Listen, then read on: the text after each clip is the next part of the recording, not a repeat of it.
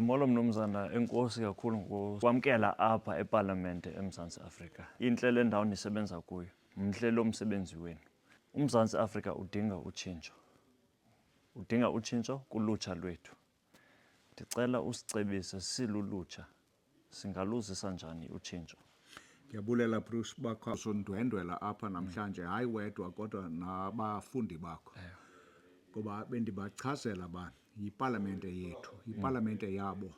Ndasebenzisa umzekelo ukuthi sitshelwe yiParlamente. Iminyaka idlulileyo iParlamente asakhiwa. Ndonelisekanga mna ngaloo nto ngoba indawo yethu lena, yindawo yethu yenkululeko, yindawo yokukhusela inkululeko yethu nomgaqo-seko wethu ngoba siphila phantsi komgaqo-seko. Bingekho njalo ngaphambili. So funeke siyikhusele le ndawo and abantwana bakho bebese apha abafundi bakho. Bafunda kwisikolo esinayo yonke into.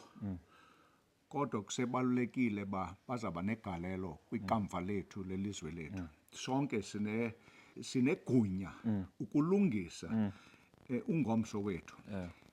Ndiyacinga ba ukusindwendwela namhlanje utyale imbewu kubo.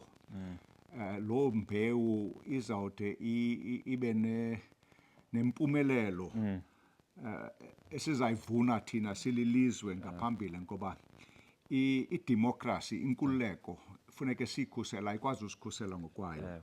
So sifuna thina apha eParlamente ukwamkela wonke umuntu ofuna uzobona baqhubeka ntoni apha. Ngoba yiParlamente yabantu baseMzantsi Afrika. Ngaphambili bekungonjalo, iParlamente yabantu bathile. Kodwa ngoku yiParlamente yethu sonke. Ndiyathanda kakhulu loo nto. Enye into ndifuna ucebisa abantu ukuba idemokhrasi yikiriva. Ke ukuba uzawumane uthwala entloko, uzozithwalela entloko uzihambele ngokwakho. Kodwa xa sesinayo le kiriva masiyisebenzise. Masiyeke uba yimbila okanye sizokhethelwa ngabanye abantu. Imbila yaswela umsila ngenxa yokuba ibiyalela kwabanye. Nam ndifuna ukongeza kancinci kulo mshekelo owenziwayo. Ikiriva iyakwazi uthutha umthwalo. Kodwa funeka ityhalwe. Kube khona umuntu ozoyityhala.